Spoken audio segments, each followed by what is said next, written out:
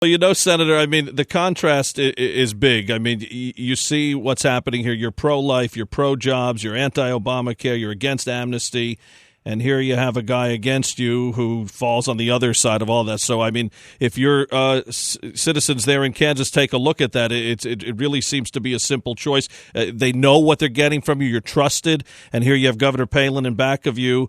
And at a time like this, amnesty, all of those issues very important. But you talk about amnesty, that is something really at this point that is scaring a lot of Americans for a lot of reasons. We have the health scare now with all of the viruses, and we also have just the regular problems that have ensued here throughout the country with this open border policy of the far left. So that is another reason for a Roberts vote, I would think. Well, the race is so much more about than electing Pat Roberts. Just last week, as I've indicated, the president made it very clear. He said that this election is a lot more than a lot of people might think it is. It's a referendum on his programs, his policies. We cannot afford to go down that road. We're at a tipping point with regards to this country, and we have to get we just have to get our country back again.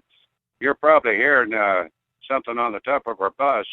We're driving right into the middle of a rainstorm. That's not unfortunate. We've been dry in Kansas for quite a while, so I think you, Kevin, you brought us rain. I appreciate that. I wish I had that power. I'd bring a lot of other things, too, to Washington. That's a lot of things we don't have right now, if that was the case.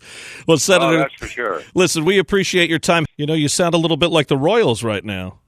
Hey, let's go Royals. I tell you what, for a team that bats 250, 260, and winning these ball games at the end just by playing smart baseball, they're quite a team. They won six straight playoff games, and now they're headed back home to Kansas City.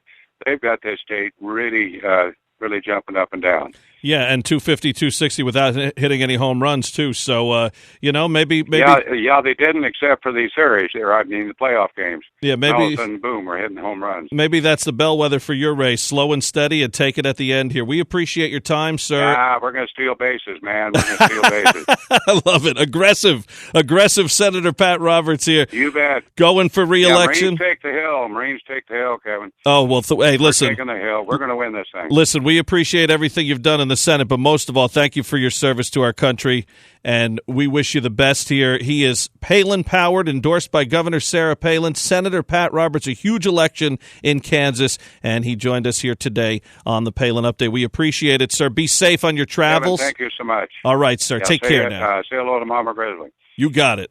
Okay, bye-bye. For more on the Roberts campaign, go to robertsforsenate.com. That's Roberts, F-O-R, Senate.com.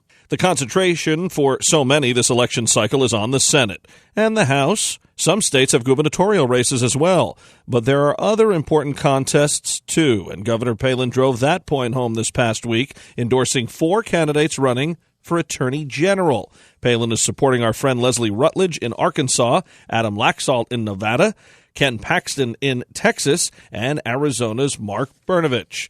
Palin writes, good attorneys general have led the legal fight against Obamacare to protect religious liberties and states' rights and to uphold other imperative core constitutional principles. Here are 4 conservative attorney general candidates I'm supporting. They will continue the fight for all of us. To see any of the governor's posts in their entirety, visit Sarah Palin's Facebook page. Follow her on Twitter at Sarah Palin USA and visit sarahpalinchannel.com. It's time for Commonwealth Common Sense with Susan Stimson and Kevin Scholla. Hi, Susan. Welcome back. Hey, Kevin. It's very nice to be here. A lot of people talking, obviously, about viruses and Ebola and disease across the country. We've mentioned it on this program earlier today a little bit and also throughout the recent weeks. And people are worried. People are scared about this. Another case now with the nurse who was around Duncan. What is your take on this? I mean, do you think this is being handled right? And also, is there more than meets the eye? I think it's very interesting in this case.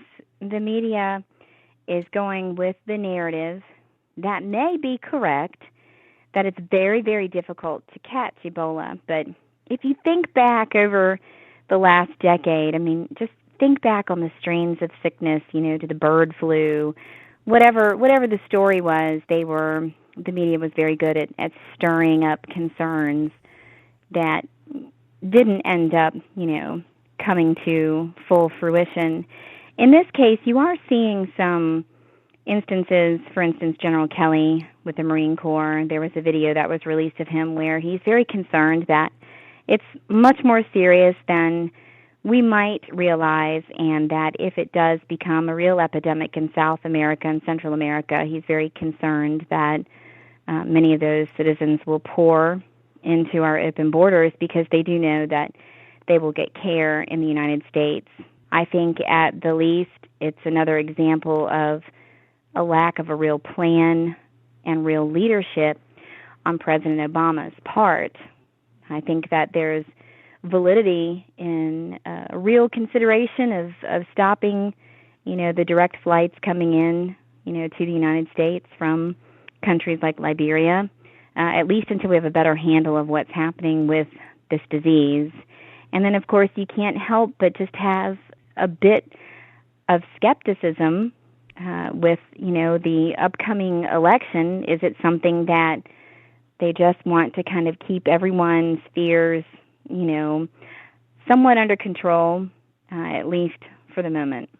Well, it wouldn't surprise me. I mean, we've seen it both ways, either keeping fears under control, like you said, or drumming up fears, depending what the case may be. Benghazi for one, Sandy Hook for another. There's many.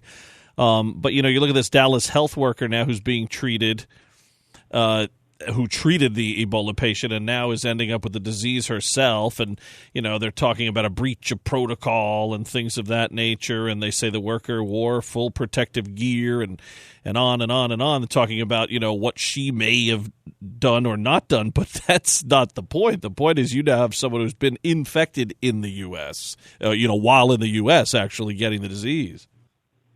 Clearly, it is not as almost impossible to catch this virus as they've led us to believe if the health worker did have on protective gear.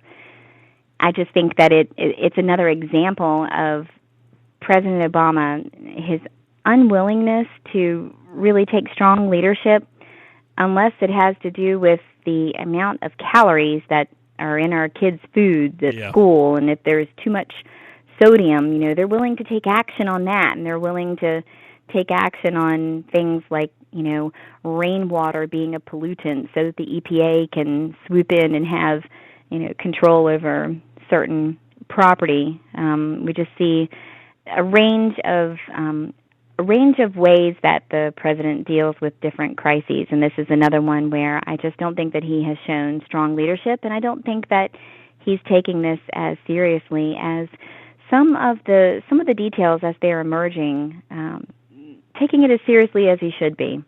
Yeah, certainly not impossible to catch. We're learning that the hard way right now with another Ebola victim, like we mentioned, in Dallas. Well, Susan, we'll be monitoring this, obviously, and seeing what happens, but lack of leadership has become a theme from Washington, especially from the White House, as we head into these huge elections in 2014. We'll see how this Ebola situation affects some of the races. Indeed. Thanks, Kevin. Thank you, Susan. Susan Stimson in Virginia. More Commonwealth Common Sense next week. Now our weekly commentary, Steel Resolve. Here's Sarah Steelman. Thanks, Kevin. Do people want to hear the truth, or do people want their government to sugarcoat?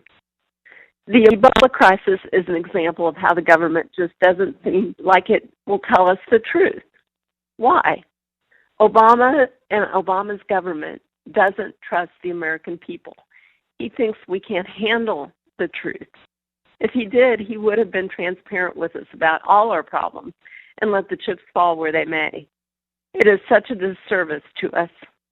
Both Democrats and Republicans make similar comments about how our government has handled Ebola. For example, the CDC tells us it takes 21 days for the Ebola virus to incubate. They also tell us you may not have a fever for 6 or 7 days after exposure to the virus. So why don't we require anyone flying back to the United States to remain in West Africa for 21 days until we know that they are not carrying the virus. Screening for temperature is a start, but it's not enough. This president and his lack of leadership is killing our country. Leadership requires a vision beyond the short run, which in his case is always the next election. Ebola is an issue that is not political, but the mishandling of it through deception and lack of leadership could be disastrous for our country and the world. This is Sarah Steelman for Mama Grizzly Radio. Tune in again next week for another segment of Steel Resolve right here on the Palin Update. The Palin Update, including Commonwealth Common Sense and Steel Resolve, is on demand and available for download. So just head to mamagrizzlyradio.com, pick the show you want to hear, and you can listen anywhere, anytime. Well, that'll just about do it for this edition of the Palin Update on Mama Grizzly Radio. Visit mamagrizzlyradio.com for continuing coverage of Governor Palin. Also like Mama Grizzly Radio on Facebook and follow along on Twitter at Mama Grizz Radio, at Kevin Scholla, at Susan B. Stimson, and at Sarah_Steelman. And I'm doing some writing for Breitbart News. Go to Breitbart.com and search Kevin Scholla. I want to thank Sarah Steelman, Susan Stimson, and everyone here at Mama Grizzly Radio. Thanks to Senator Pat Roberts. And thank you for listening today. Please be sure to join us again next time for another edition of the Palin Update right here on Mama Grizzly Radio. I'm Kevin Scholla. Have a pleasant day.